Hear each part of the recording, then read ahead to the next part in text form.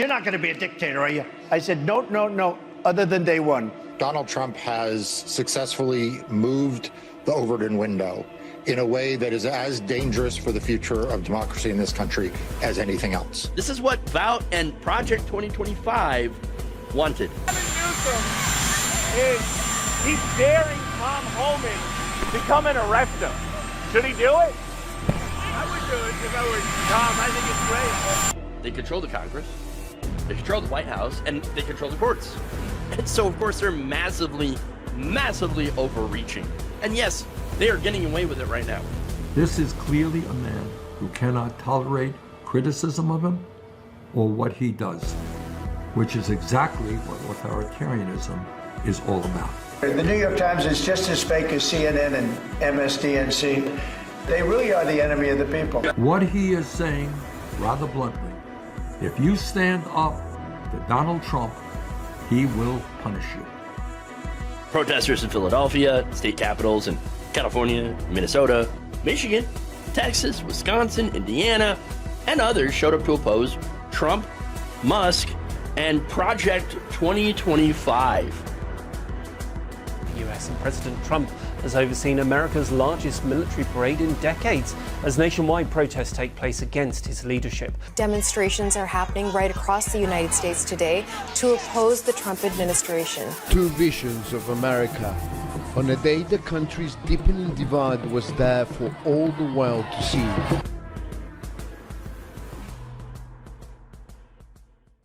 What's up, everybody? Welcome to the show. I'm your host, Jeff Waldorf, and you are watching Logically Left right here on YouTube, Facebook, and Twitch. I've got a fantastic show for y'all today. There's a lot of interesting stuff in here. We got yet another batch of, you're not going to be surprised, racist Republican group chats. Oops. Here we go again. That's right. The Republican Party's racist. Shocker. We have a betrayal by Trump on the ranchers who voted for him. The leopards have once again come for some faces. These leopards getting kind of fat. Okay, they're the only people in well, not people, but they're the only things in this country that seem to be eating well, except for the rich. Hey, that kind of gives me a little bit of an idea. Perhaps we could eat the rich. I don't know. They might be a little gristly. But anyway, we've got that. We have polling on who is winning the shutdown, if there is such a winner. I don't think there really is. But rhetorically, who's winning on the messaging? As in, who's actually losing? So I've got the details on that. We have a drunken ICE agent who got pulled over and immediately racially profiled a cop. I'm not kidding here. That video is just amazing. Shows you exactly what the hiring standards there are at ICE. And then I also am going to talk about how Americans continue to struggle with the Trump economy. So this newest batch of information, of course, is absolutely disastrous. So again, full show here. So why don't we get into it? But before we do, please like and share the stream. Very important that you do so. Helps out greatly in getting out that, getting the reach here, getting the viewers in to see this very important information. And with that said, why don't we start out with these new racist text messages? Yeah, that's here we go. Here we go again. Oh boy.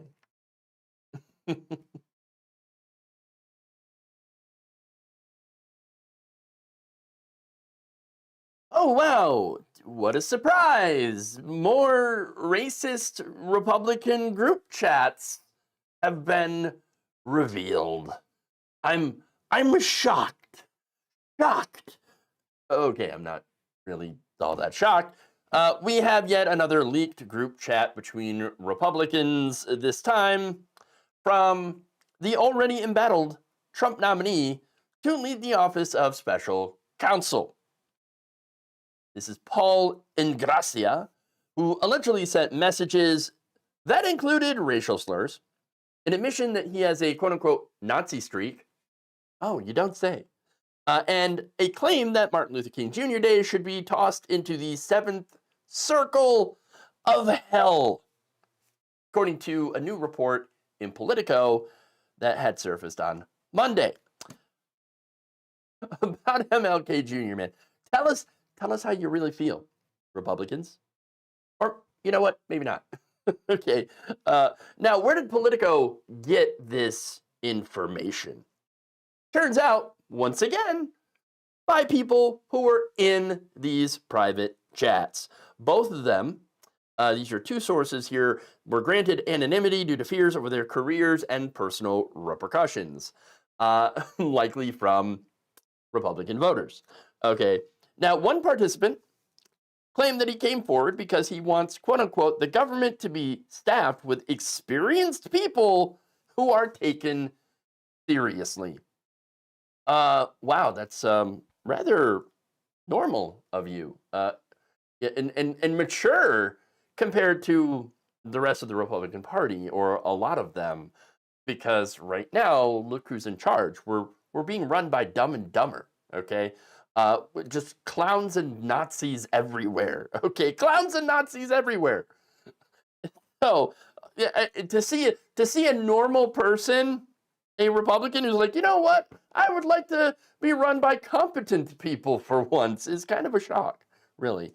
But anyway, the group that this came from reportedly includes about 6 Republican operatives and influencers. So the pool here is rather small. That said, I wouldn't be shocked if some of these people had an ulterior motive. For example, maybe some personal beef against Ingrassia. And so, you know, it could be jockeying for power, et cetera, et cetera. And so somebody's like, or revenge, or what have you, right? The backstabbing in this administration is just at extremely high levels. Okay, I'm just saying that infighting cannot be underplayed. That said, I mentioned that Ingrassia has already been embattled. What do I mean? Well, let's get into it. All right. Back in July, Ingrassia's testimony for Trump special counsel was delayed over some alleged ties to, get this, anti-Semitism and online extremism. Is that true? Well, you know, why don't we take a look? Here's what he said in one of them. Quote, blacks. Oh God, we're already off to a bad start here. Oof. He said, this is during a discussion on why some Republicans are saying the Democrats portray black Americans as victims, saying, quote, they behave that way because that's their natural state. You can't change them. Proof. All of Africa is a shithole and will always be that way. The Republican Party's racist. The Republican Party's racist. I'm just saying, there it is. There it is.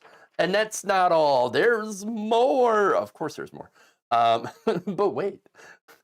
MLK Jr., he said, was the 1960s George Floyd, and his holiday, in quotes, should be ended and tossed into the seventh circle of hell where it belongs. Now, in case you're wondering, right, they didn't have to go back very far to find these text messages. No, they all go back to last year.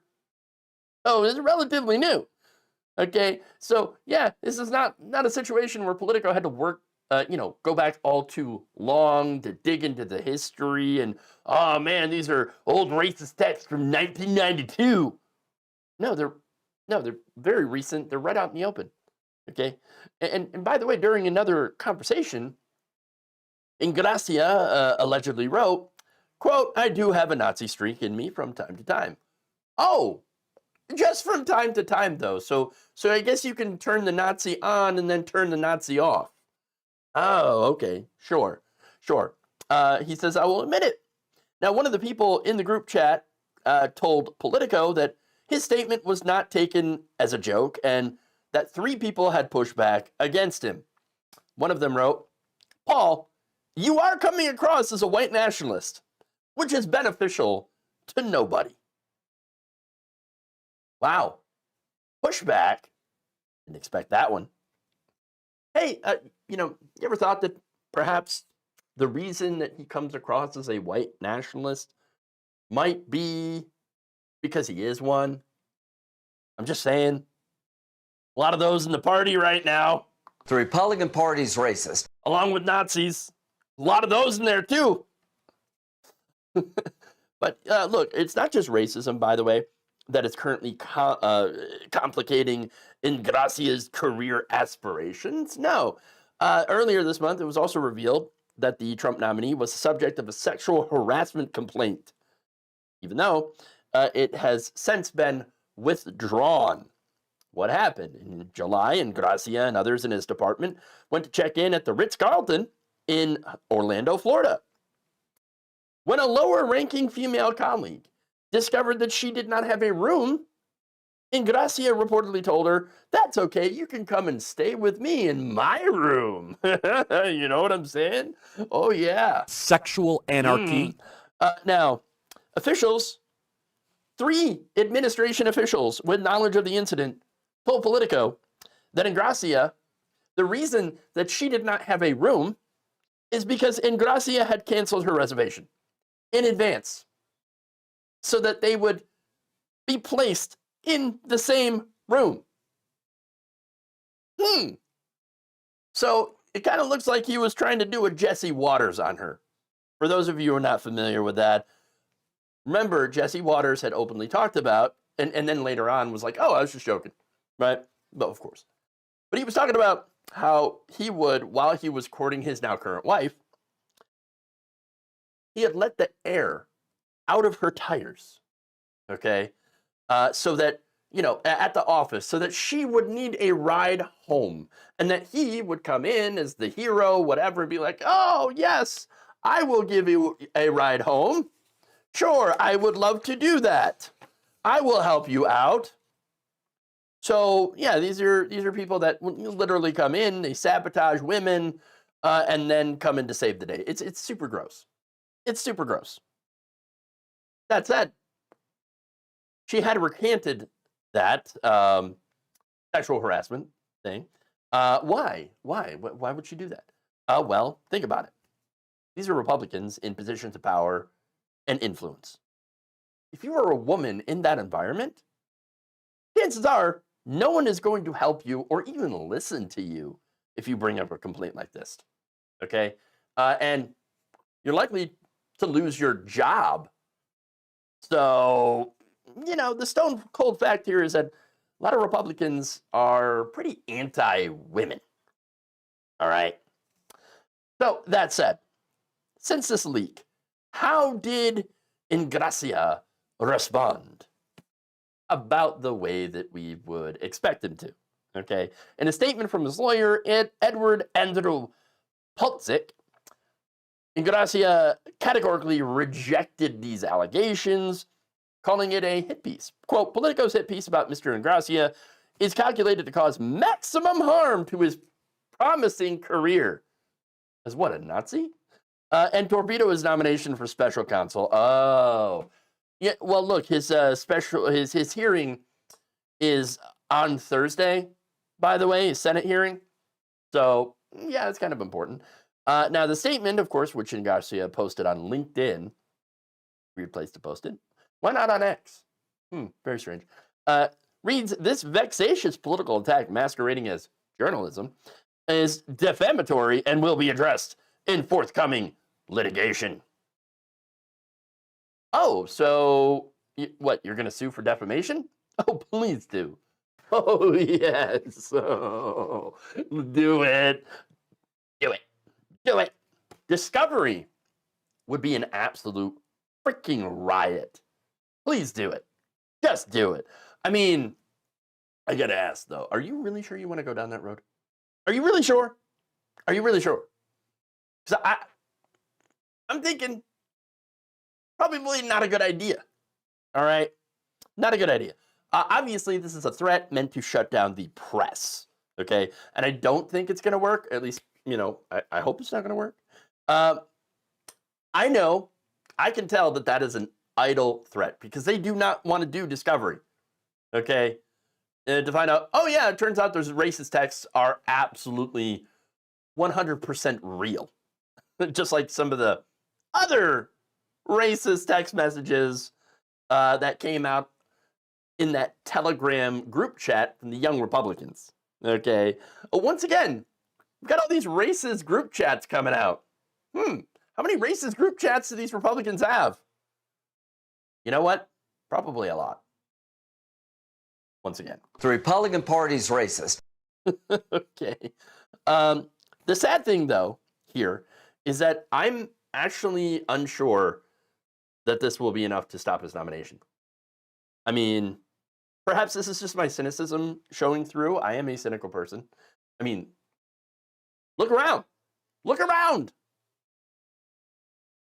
But again, to be fair, though, following that other Nazi Telegram scandal, people have received some consequences. Some people lost their jobs. Some people resigned. And have even faced pushback from other Republicans. Not Trump, though. Trump hasn't pushed back on any of this. He hasn't even talked about it. Okay. I'm guessing, though, we're going to have to see if enough members of the Senate, Republicans obviously, are as disturbed by any of this as they probably should be. And maybe they end up pulling his nomination for good this time instead of delaying it. We'll see if that happens. I'm not keeping my hopes up. Okay. Moving on to the next story. Oh boy. We got some problems with the cattle ranchers.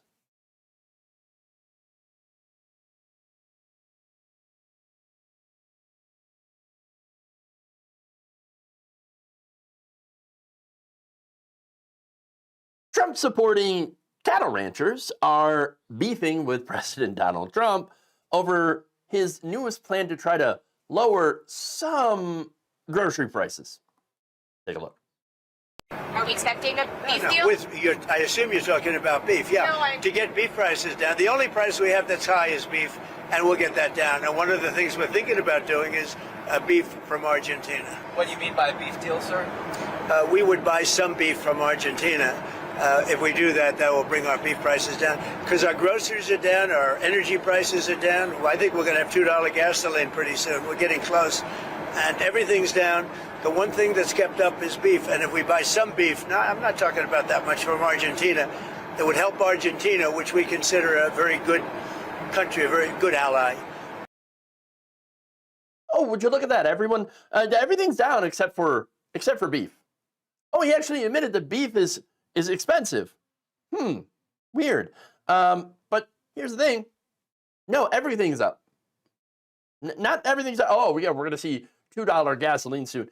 No, we're not. Okay. Look, inflation is up. People cannot afford things, obviously. And the government, by the way, is shut down because Republicans want to let the ACA tax credits expire, which means no SNAP benefits. Those won't be going out. That's going to hurt grocery stores, and then, of course, the ACA tax credits by the end of the year. Those are going to be gone if they don't renew them, which means people's insurance is going to jump by $1,000 at least a month. Okay? But don't worry, though, everybody. You know what we're going to do? We're going to prop up the president of Argentina, Javier Milei, while people in the United States go hungry. America first, everybody. How's that working out? Okay, so, by the way, cattle ranchers, as I mentioned, they're not happy about this. What are they saying? Nothing good. According to the National Cattlemen's Beef Association, expanding Argentina's access to the U.S. market will, quote, harm American cattlemen and women, while also interfering with the free market. NCBA's family farmers and ranchers have numerous concerns with importing more Argentine beef to lower prices for consumers, said NCBA CEO Colin Woodall. This plan only creates chaos at a critical time of the year for American cattle producers, while doing nothing to lower grocery store prices. Justin Tupper, who is the president of the U.S. Cattlemen's Association, USCA, said that artificially increasing the already growing reliance on foreign beef weakens our industry's foundation and undermines rural America. And in an interview with Newsweek, Tupper said that far from a solution to rising beef costs, the high levels of imports are actually part of the problem. Oops. So, wait, are you saying that Donald Trump doesn't know what he's doing? Oh, no kidding. Now, here's the thing, okay? There are many different factors that are affecting the price of beef in this country. First off, let's address it. Climate change. We got climate change, specifically drought. Okay, intense drought. Now, that has forced U.S. herds to shrink. Okay, not only that, but feed, which is also an agricultural product, the price of which has been rising. Okay, so again, due to drought. Okay, so not only that, but you have rising prices of fuel, which again, not going down. You also have equipment, labor, and energy. All of those things have contributed to higher beef prices. And I haven't even gotten into the tariffs, okay? The 50% tariffs on Brazil, the Brazilian beef, put in place by President Trump to punish the country for actually prosecuting their former president and coup plotter, Jair Bolsonaro. So that's a factor. And there's also been an outbreak of parasites that have affected cattle herds in Mexico, another source of U.S. beef. All those things are a problem. They're all contributing to this. And so basically the solution here of importing Argentine beef is not really a solution. It would it's basically an attempt to put a Band-Aid on a gushing wound. Okay? Not very good. Now, there's more outrage, by the way. Meriwether Farms, a beef producer based in Wyoming, that says that they support and love Donald Trump. Why? I have no idea. They described the plan as a quote-unquote absolute betrayal to the American cattle rancher. The continued manipulation and betrayal by the very people who claim to support them needs to end immediately. We love you and support you, but your suggestion to buy beef from Argentina to stabilize beef prices would be an absolute betrayal to the American cattle rancher. There you go. I do not understand the constant Trump ass kissing from MAGA people. And that's all they do. While they're clearly getting bent over by him. He doesn't care about you. He just wanted your vote. I don't know how much more clear it could be. Okay. But there's more. There's more. Christian Lovell, an Illinois cattle producer, said, after crashing the soybean market and gifting Argentina our largest export buyer, yes, that's right. That's right.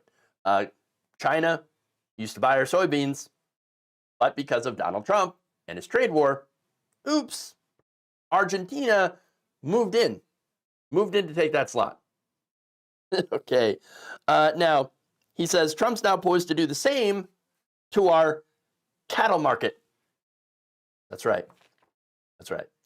With these actions, President Trump risks acting more like the president of Argentina than the president of the United States.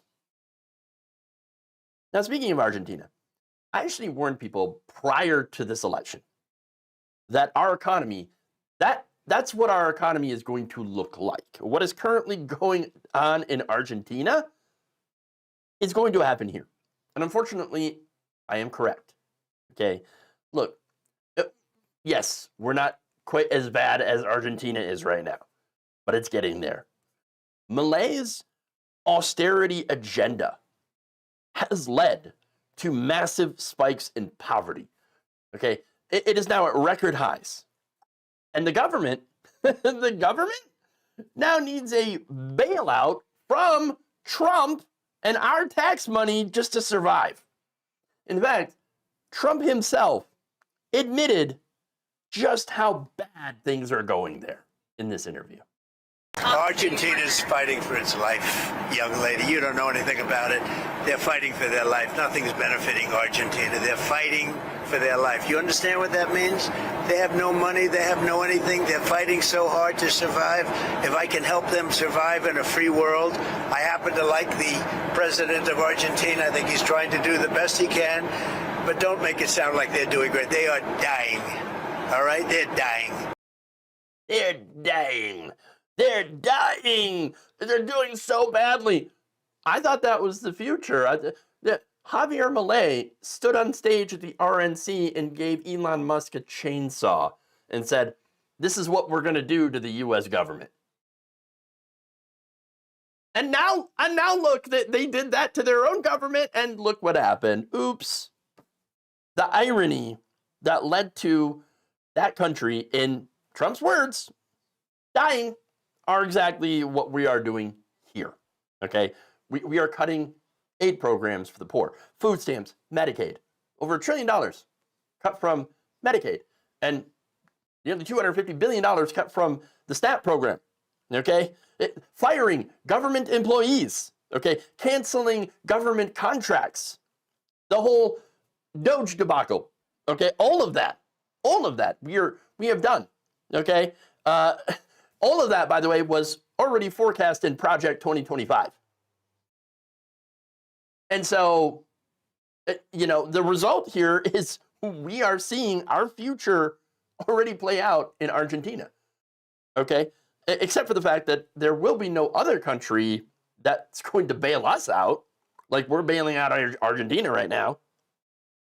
And just like the farmers that have been hurt by Trump, these ranchers, very same ranchers that are being hurt, voted for what is turning out to yet be another example of the leopards coming to eat their faces. It's quite a bit of FAFO out there. Quite a bit. Okay. It's being cut for the rich. Yeah, taxes being cut for the rich, absolutely. All right, let's move on. And here we go.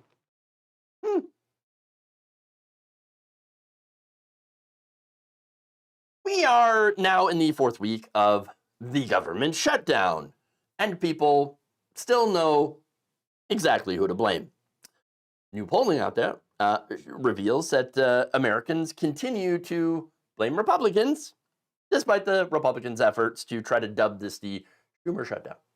Okay. According to a new Reuters Ipsos poll, about 50% of respondents see the Republican congressional leadership as deserving of the most blame for the government shutdown, while 43% see top congressional Democrats as the main culprits. Okay, so let me show you here. Who do you blame for the government shutdown?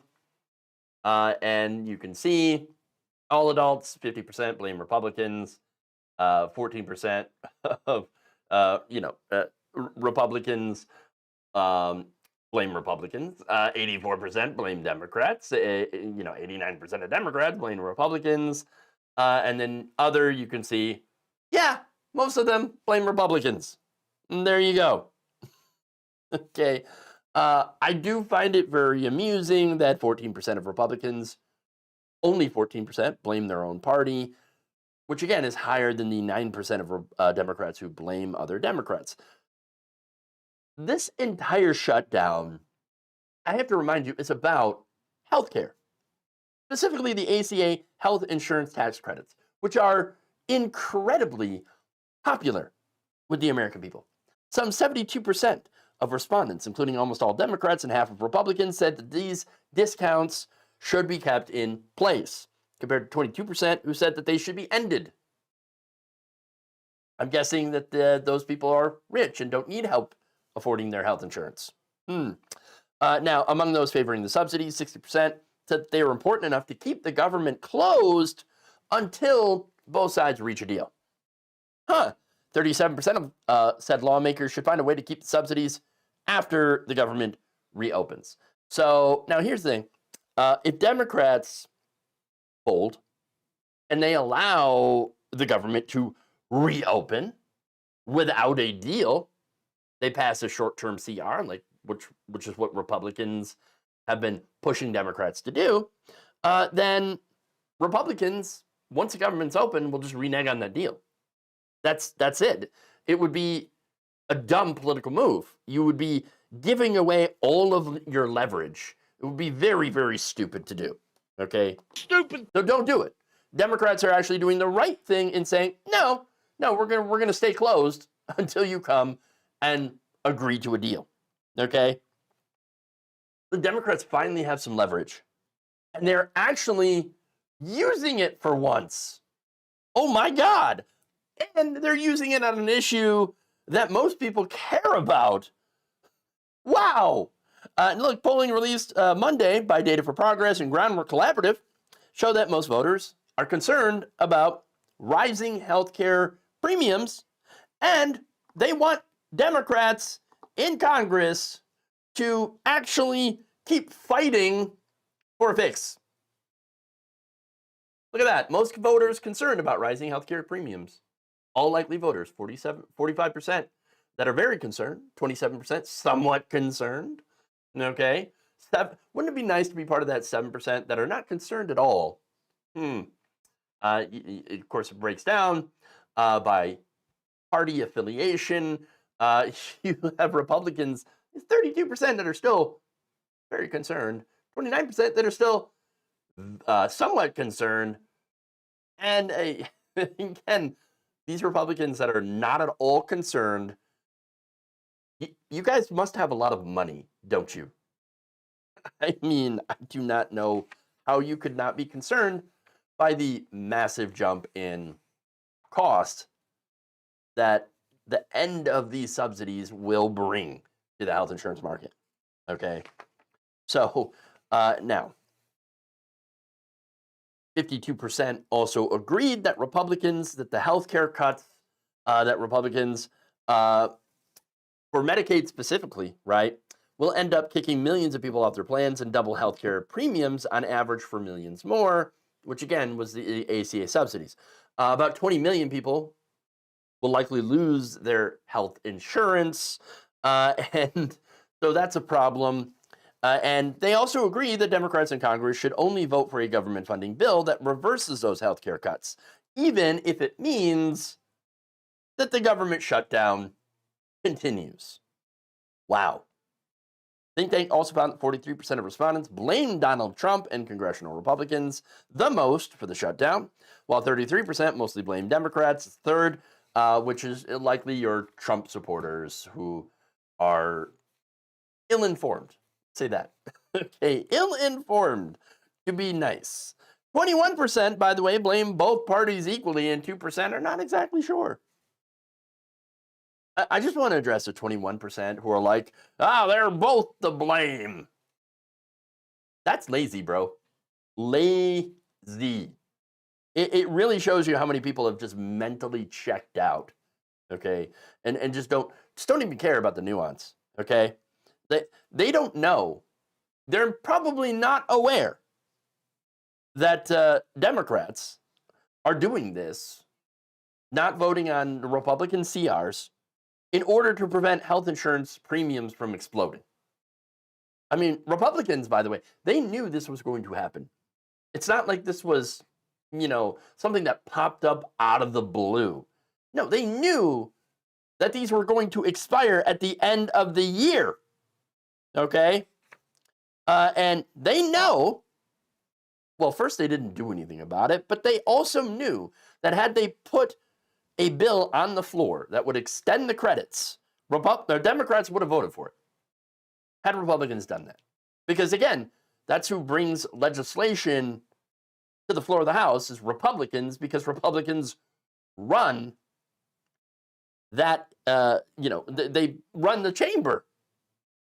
So here's the thing. Well, what makes you think Democrats would have actually voted for it? Because they're not like Republicans who block everything when they're not in power. You see, Republicans, they know how to be an opposition party, which an opposition party is, we stand in opposition to pretty much everything that you're trying to do. Okay? And so Democrats, they're not really good at being an opposition party. Okay? They're just starting to realize what that actually looks like in the long run. Okay? Now, that said, Trump and Republicans, they're also using this shutdown to do, well, some of their Project 2025 stuff, which is mainly firing more people. That's really it. Now, on that, Data for Progress and Groundwork Collaborative found that 58% of people polled disagree with that, with Trump's illegal shutdown firings, which have been ruled by a judge as arbitrary, capricious, and exceeding the authority of the president. And right now, he's currently blocked from doing so. Not that he really cares, because about 35% of court rulings against Trump he is ignoring. Lawless president. Lawless president. Now, that said, overall, you can see the polling for Republicans sucks. And yet, they're still not budging. Still trying to pin it on Democrats. I mean, you've heard all the excuses from Mike Johnson, and where he's like, Schumer shut down. And, they're also lying about what Democrats are fighting for, because it works on their audience, the constant lying, okay? The right has so many different media outlets where they can just blast out a message to their base, and their base will just eat it right up, like slop, okay? Slop at the trough, and that's really it. I mean, all they hear is Schumer shut down, Democrats' fault. They want health care for illegals. None of that is true. None of that is true. In reality here, Democrats are actually fighting harder for working people than the Republicans are. And that's always been true. And I have my issues with Democrats, certainly, okay, and how they tend to favor corporations. But in this case, Republicans are absolutely not fighting for working people. They never do. And Democrats are. Democrats are. Now, Republicans, again, only work for their donors, and they only work for Donald Trump, whereas in this case, Democrats are at least trying to, hey, we are trying to work for, working people to prevent your health insurance from exploding. And I think that's the most important message of this shutdown is Democrats are trying to save you money, and Republicans don't give a damn. They're just trying to play politics. So there you go. Okay.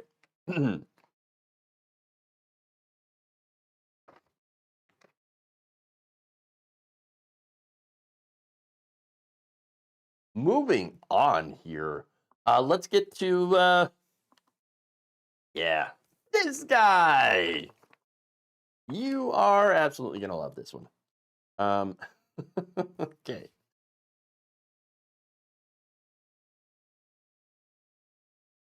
A man who claimed to have been working for immigration was arrested after getting caught drunk driving.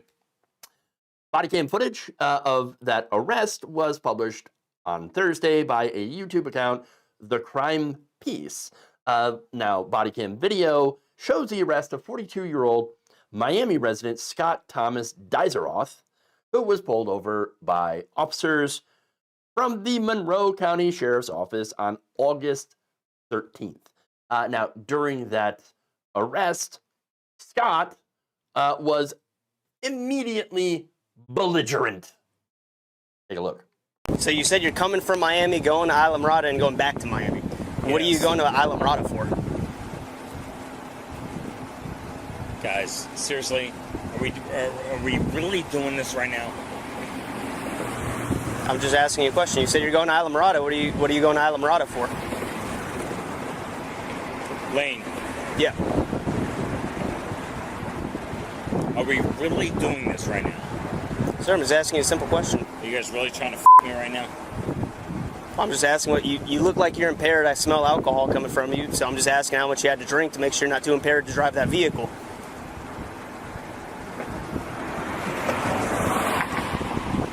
Come on, guys. We are both law enforcement. I'm going through a divorce. Don't take my kids, man. I'm not taking your kids from you, man. I'm just making sure that you're safe to drive the car. My wife is trying to take my kids. Just give me a minute, alright? Okay. My bitch-ass wife is trying to take my kids. Give me a minute, alright? Okay. You know what it's like. You know what it's like to be law enforcement. How long do you need, buddy? Just give me a minute, alright? Guys. Are you Haitian? That's nothing to do with my wrist, buddy. My question was, are you Haitian? It doesn't matter. It doesn't matter where he's from. Okay. Wow. There it is. That's how you know this guy is ice. Okay. I mean, as he's getting arrested and trying to spin this sob story, he's like, are you Haitian? Does that matter? Does that matter? Okay. I mean, what are you doing? You're literally profiling, racially profiling a fellow law enforcement officer because he's not white, obviously. And so, yes, a little racist. A little racist.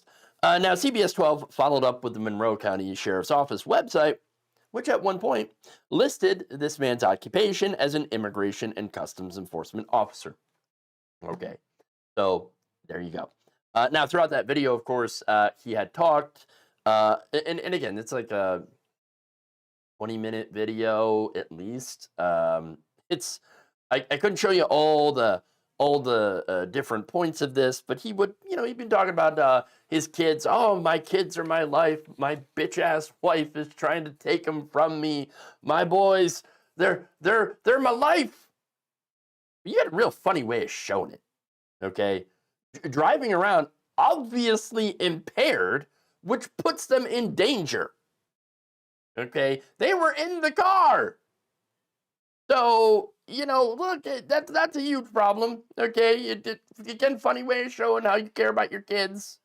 But obviously, he was clearly impaired. He completely failed all of his sobriety tests. Oh, dude, I need a minute. I need a minute. Dude, we gave you like 5 minutes, okay, to get ready for the sobriety test. You knew you were going to fail, bro. You knew it. Okay, so he failed those tests. He was arrested, but of course, his attitude got worse, okay, as a result. And, well, I've got more video of that. All right, Scott, I need you to come back here with me, please. I'm not going to do this in front of your kids, man, but you got to come with me. I'm not going to do it. Now you can put your hands behind your back. If you're going to pull away, then I'll do it in front of your kids. Okay. Don't squeeze my hand. Let go. I'm not doing shit. Guys, I am law enforcement. Okay. I was gonna do this away from your kids, man, but you're going to pull away from me, then I'll do it in front of them. I'm not pulling away. I'm not fucking moving. Just relax, man. You keep hitting me right now. So, Scott, unfortunately, right now you are under arrest for driving under the influence. Okay. Lane. Scott, I believe you're impaired. Guys, don't do this. Look, man. We wear the same shit. Lane, just talk to me for a minute, all right? I got you, man, but I really need you to go to the back of the car, please. I get it. Please look at this thing, man. Go through a fucking divorce because...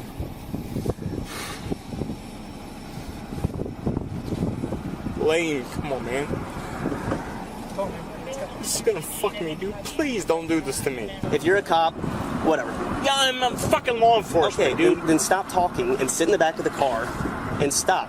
Stop this. Come on, let's go. Stop this. What about my kids? We're gonna take care of it. No, But I'm first not going in there. Let me talk to your supervisor.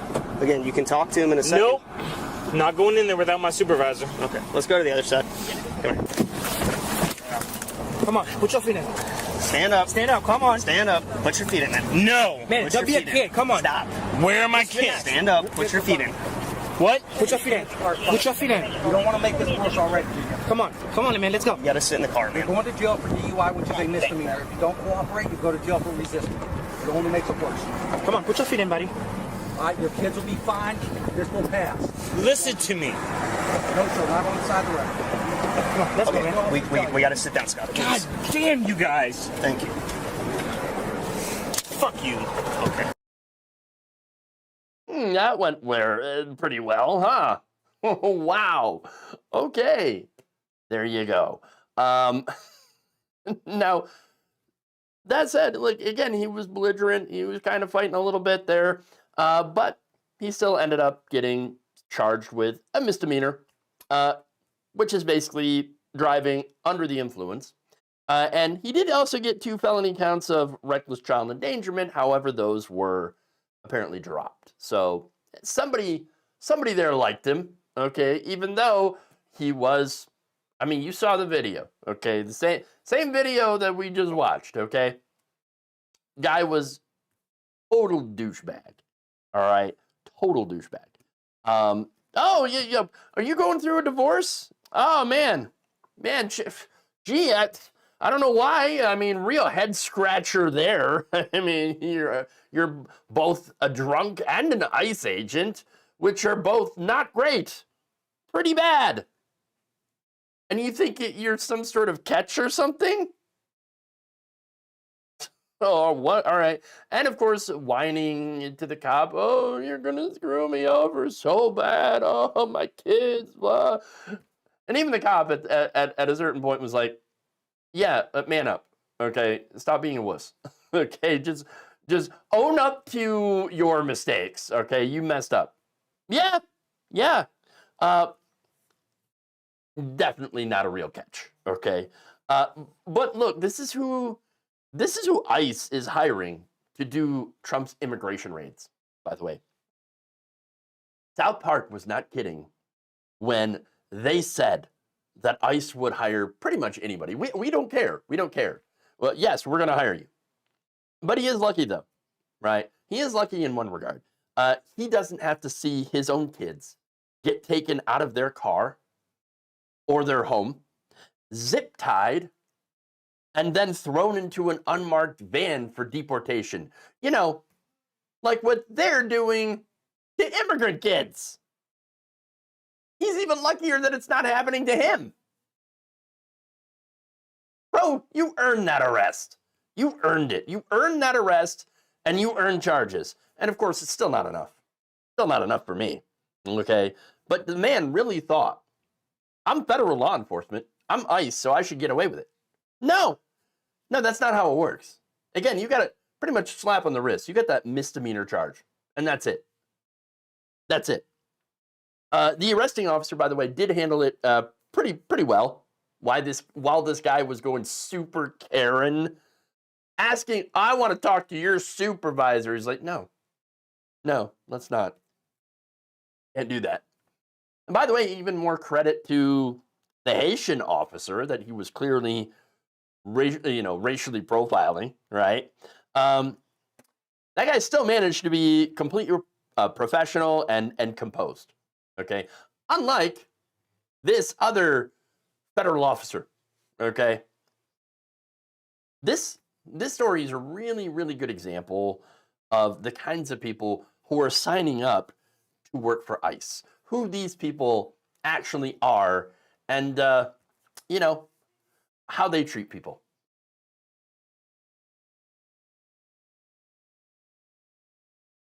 Absolutely amazing. Okay. One last story. Let's move on.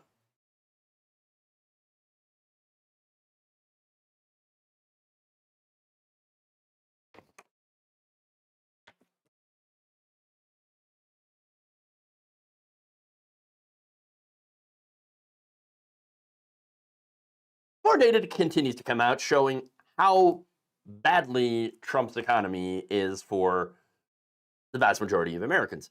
According to a recent study by VantageScore, Americans are increasingly defaulting on their car loans.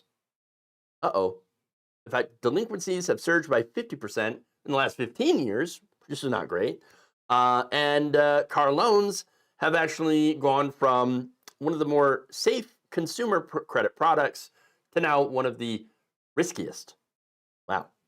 Especially among subprime borrowers, typically lower income households with poor credit. Among them, delinquency has reached a record high. In August, the share of subprime auto loans where borrowers had missed payments for 60 days or more stood at 6.43%. According to Fitch Ratings, last year, 1.73 million cars were repossessed. That's huge. That is the highest number since 2009. What happened after 2000 or around 2009? What happened there? 2008, there was something. Oh, right. The recession. Yeah. It's according to Cox Automotive. So this is bad. This is bad. This is so bad that even Wall Street is like, I think it's time to get a little bit concerned here. You see, it turns out that auto loans, like a lot of mortgages, are pooled into asset-backed securities. That's an investment that is similar to bonds, which are then sold to financial institutions. And so, yeah, for Wall Street, the amount of repossessions and people that are not able to pay, not a good thing for them. They're not a good thing for them at all. In fact, Wall Street is already reeling from the twin collapses of a subprime auto lender called Tricolor and a car part supplier called First Brands. That actually happened in September. Okay. In fact, Jamie Dimon, who's head of JP Morgan, said on Tuesday, quote, "When you see one cockroach, there's probably more." Days later, after that, John Waldron, president of Goldman Sachs, warned that the recent collapses might indicate that consumers in the lower end of the economy are suffering, posing a further threat to U.S. lenders. Yes, but let's just worry about the lenders and not worry about the people who are actually suffering. That's Wall Street for you. In fact, he said, there's been a lot of lending in there, and if there's weakness in consumer capabilities, then we're going to have a problem. It doesn't necessarily mean recession, but we can definitely start to see some negative effects in credit. We probably will have some default, and it's not going to be pretty. No kidding. Especially in a country that really doesn't have robust public transportation, where we're all pretty reliant on cars because there is no investment in public transportation. I mean, you look in other countries, they've got trains, they've got buses, all that stuff, and here we really don't. Not that well, anyway.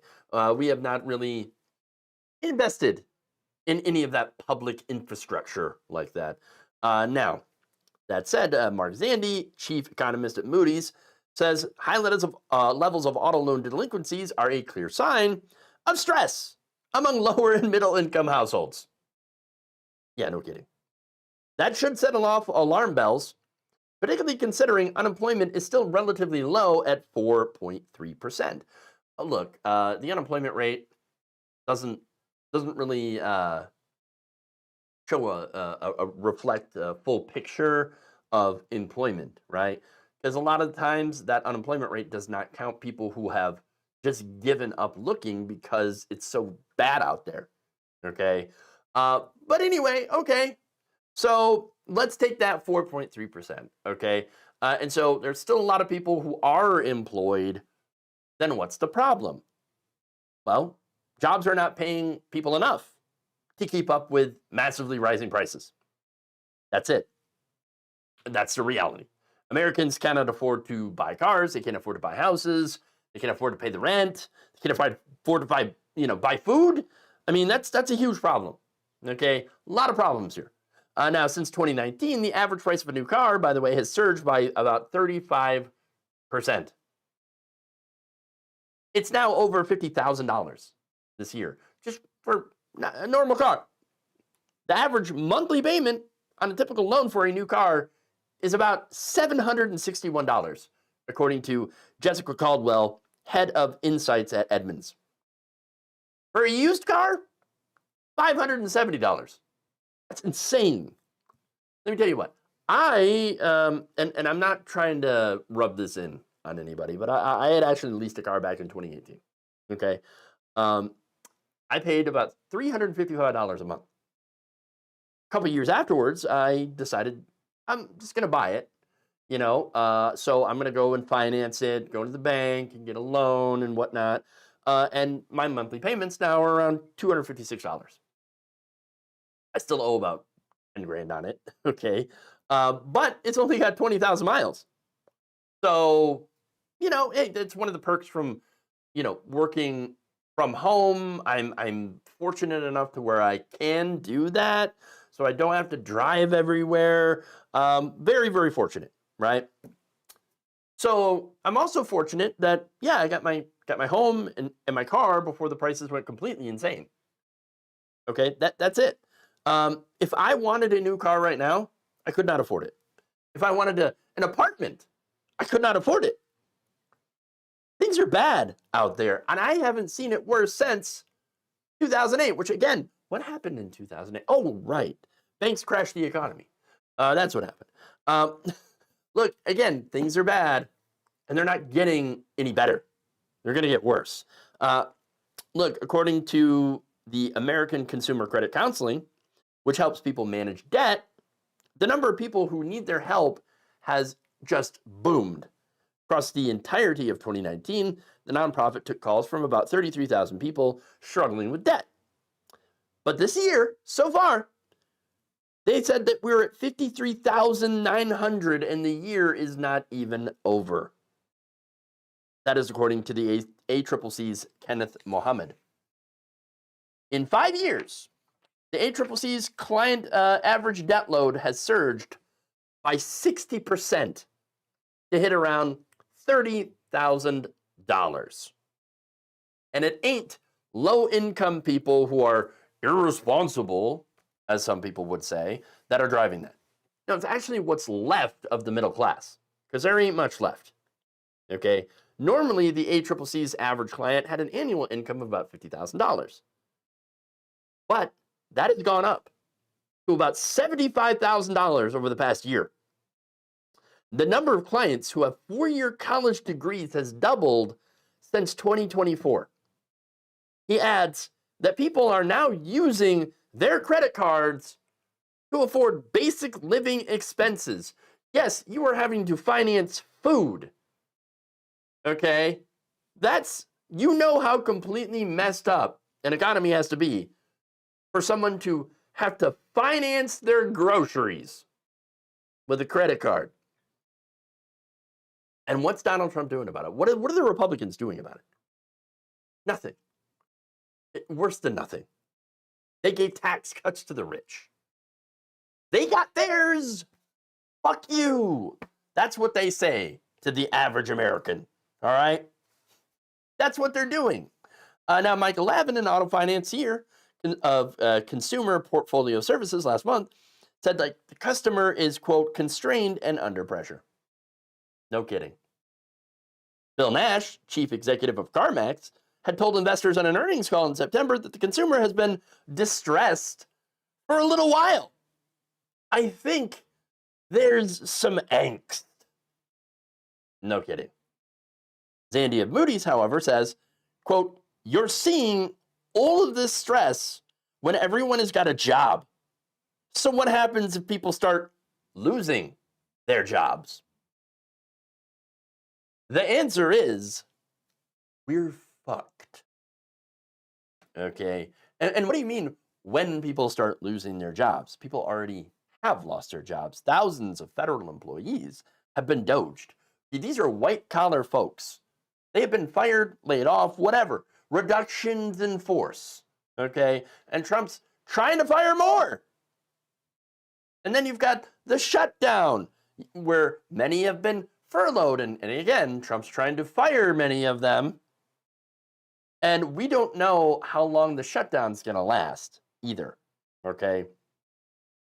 Look, I hate to say it, but I think we are on track for a recession. I'm not an economist, okay? So, take what I'm saying with a grain of salt here, all right? But it just seems like to me, yeah, things are not going well. At the top, our economy is way too top heavy right now. And you know what happens when things are too top heavy? They fall over, okay? Everything except for the stock market, which is still doing great somehow, because they're completely divorced from reality, okay? But everything but them, not doing so hot. In the real world, people are hurting. And now it's only going to continue to get worse.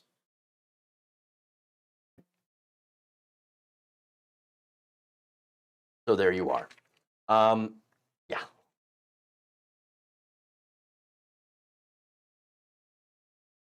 If you haven't already, please like and share the stream. Consider becoming a supporter or subscribe to the show, to the channel here if you haven't already. You can also become a supporter by going to our Patreon, patreon.com/Waldorf, or hit the join button below to be a channel member. If you're on YouTube, if you're on Facebook, you can be a subscriber, or if you're on Twitch, you can also support the channel that way. All right, so all that stuff, that's how you can support independent progressive media. We, of course, need your help more than ever, okay? So anyway, thank you for watching here. Tomorrow, we'll be doing the live stream on this space, so check that out if you haven't already. Everyone else who don't want to go over to this space, we'll be back Thursday, live stream, Thursday, Friday, all that wonderful stuff. So if you haven't already, check that out. Check out our video clips that we put up every day of the week here, Monday through Friday, and all that wonderful stuff. All right, everybody. Thank you all. Love you. And remember, change begins with you. Good night, everybody. We'll see you later.